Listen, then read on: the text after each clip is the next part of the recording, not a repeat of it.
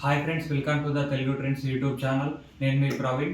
ఈ వచ్చే వారం వైల్డ్ కార్డ్ ఎంట్రీస్లో ఎవరెవరు వస్తున్నారు, ఎంతమంది వస్తున్నారు, అలాగే సోనియా ఎలిమినేట్ అయిన తర్వాత గేమ్ ఎలా ఉండబోతుంది, అలాగే మణికంఠ విషయానికి వచ్చేసరికి మణికంఠని డైరెక్ట్ ఎలిమినేట్ చేసే ఛాయిసెస్ ఉన్నాయి అంటున్నారు. ఇది ఎంతవరకు నిజం? ఇలాంటి విషయాలు ఎన్నో ఈ వీడియోలో అయితే పూర్తిగా తెలుసుకుంటాం. అంతకన్నా ముందు ఎవరైతే కొత్తగా వచ్చారో వాళ్ళు మన ఛానల్ని సబ్స్క్రైబ్ చేసుకోండి. అలాగే సబ్స్క్రైబ్ చేసుకున్న వాళ్ళు ఉంటే పక్కన ఉన్న బెల్ ఐకాన్ని క్లిక్ చేయండి. దానివల్ల మన నోటిఫికేషన్లు అందరికన్నా ముందు మీకు చేరుతాయి. ఇక విషయంలోకి వచ్చేస్తే వైల్డ్ కార్డ్ ఎంట్రీ. ఈ వైల్డ్ కార్డ్ ఎంట్రీస్ అనేది నెక్స్ట్ వీక్ 6కి రాబోతున్నారు. మనం ఎంతో అనాలిసిస్ చేసి అయితే ఈ ఇన్ఫర్మేషన్ అయితే గ్యాదర్ చేసినాం. ఈ ఇన్ఫర్మేషన్ కోసం అయినా సరే ఖచ్చితంగా మన వీడియోని లైక్ చేయండి, కుదిరితే షేర్ చేయండి. వచ్చే వారం 6కి వైల్డ్ కార్డ్ మెంబర్స్ అయితే రాబోతున్నారు. అందులో నాకు తెలిసి 8 మెంబర్స్ అయితే ఉంటున్నారు. ఆ 8 మెంబర్స్ కూడా ఎలా వస్తున్నారంటే 4 పేర్స్గా అయితే రాబోతున్నారు, బడ్డీస్గా. ఆ 8 మెంబర్స్లో అయితే కొందరు పేర్లు అయితే మనం తెలుసుకునే ప్రయత్నం చేద్దాం. అందులో నంబర్ 1 వచ్చేసి ముక్కు అవినాష్. దాంతోపాటు యాక్ట్రెస్ రోహిణి కూడా రాబోతుంది, అలాగే నయని పవని రాబోతుంది, గౌతమ్ కృష్ణ కూడా రాబోతున్నాడు, హరితేజ కూడా రాబోతున్నాడు, అలాగే అందులో టేస్టీ తేజ, బోలే, శుభశ్రీ వీళ్ళ పేర్లు అయితే కూడా ఉన్నాయి. కానీ వాళ్ళు ఖచ్చితంగా వస్తారా రారా, ఇంకా ఎవరిదైనా అదర్ చాయిస్గా ఉందా మనకైతే తెలియదు. సో చూద్దాం ఇంకెవరెవరు వస్తారో. వీళ్ళైతే ఖచ్చితంగా వస్తారని చెప్పుకోవచ్చు. ఎందుకంటే బిగ్ బాస్ కూడా కొద్దిగా టైం కావాలిగా ఎవరెవరు తీసుకోవాలని. ఎందుకంటే అందులో కొందరు పెళ్ళైన వాళ్ళు ఉంటారు, కొందరు ఇట్లా ఎవరెవరికి సెట్ అవుతారు బాగా బడ్డీస్ లాగా. వాళ్ళు మంచిగా ఉండి మంచిగా ఆడే వాళ్ళు ఉంటేనే కదా, టీఆర్పీ వస్తేనే కదా బిగ్ బాస్ లాభం. అట్లా ఆలోచించుకొని కొంచెం టైం పడుతుందేమో. వాళ్ళు ఎవరిని సెలెక్ట్ చేస్తారో తెలియదు. ఇప్పుడు మనం చెప్పిన వాళ్ళు అయితే వస్తారు ఖచ్చితంగా. వీళ్ళు ఎప్పుడంటే ఇప్పుడు నెక్స్ట్ వీక్ 4కి షూట్ కంప్లీట్ చేసుకుంటారు, 6కి మనకు అది రివీల్ అవుతుంది. 6కి అయితే హౌస్లో చూస్తాం, మనం ఎపిసోడ్లో అయితే చూస్తాం వాళ్ళని. ఎందుకంటే షూట్ అనేది కొద్దిగా ముందు అవుతుంది, మీకు తెలిసిన విషయమే అదైతే. ఈ వైల్డ్ కార్డ్ మెంబర్స్కి వచ్చేసరికి ఇది ట్విస్ట్ అయితే. ఇంకా వచ్చేసరికి అదేదో 12 మెంబర్స్ వస్తారు, అది వస్తారు ఇది వస్తారు అన్నారు కదా, అది ఏది కాదు. ఇంకా నెక్స్ట్ వచ్చేసరికి ఈ మణికంఠని అయితే డైరెక్ట్ ఎలిమినేషన్ చేసే ఛాయిసెస్ అయితే చాలా ఉన్నాయి అబ్బాయి. ఎందుకంటే ఇప్పుడు మణికంఠని ఆల్రెడీ నిన్న అందరూ వాళ్ళందరూ స్టాంపులు మొత్తం మణికంఠనే గుద్దిరు అని చెప్పవచ్చు. అతనే జీరో లాగా ఆడిండు అది ఇది అని చెప్పుకోవచ్చు.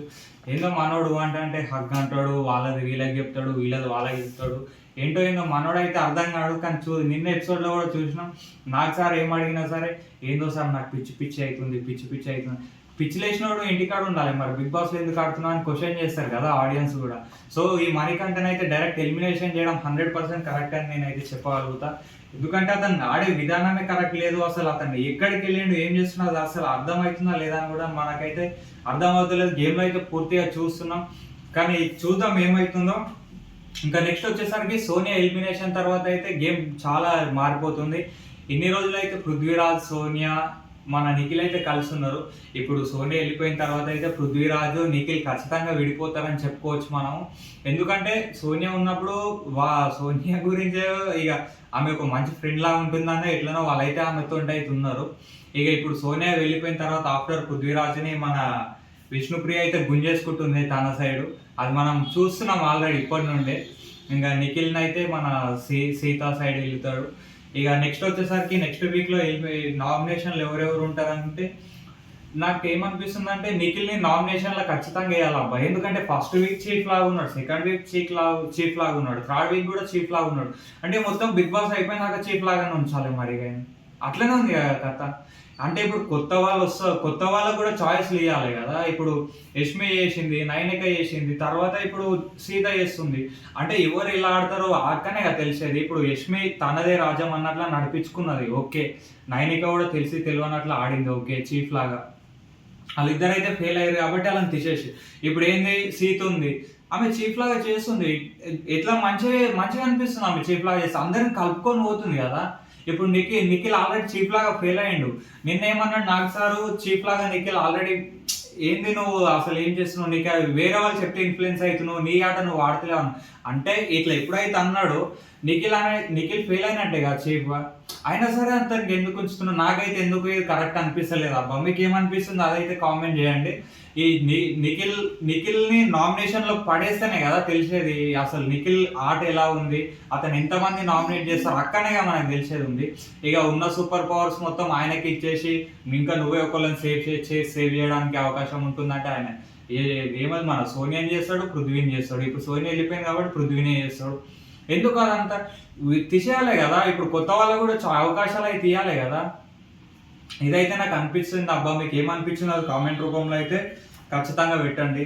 అలాగే ఇప్పుడైతే ప్రజెంట్ అయితే మేల్ 5 మెంబర్స్, ఫీమేల్స్ అయితే 5 మెంబర్స్ ఉంటారు ఇప్పుడు మన ఆఫ్టర్ సోనియా ఎలిమినేషన్ తర్వాత. అందుకే 4 పేర్స్ అయితే వస్తారు. వాళ్ళు 8 మెంబర్స్ వస్తేనే కరెక్ట్ మన వైల్డ్ కార్డ్ ఎంట్రీలో కూడా. ఇంకా నెక్స్ట్ వచ్చేసరికి ఇదాపా ఈరోజు ఎపిసోడ్లో అయితే ఇది మన ఈరోజు ఎపిసోడ్లో అయితే ఇది. Thank you to all. ఇలాంటి విషయాలు ఎన్నో తెలుసుకోవాలంటే మన ఛానల్ ఖచ్చితంగా సబ్స్క్రైబ్ చేసుకోండి. ఇంకా మీకోసం ఇలాంటి వీడియోస్ ఎన్నో ముందుకైతే తీసుకొని వస్తాం. Thank you to all.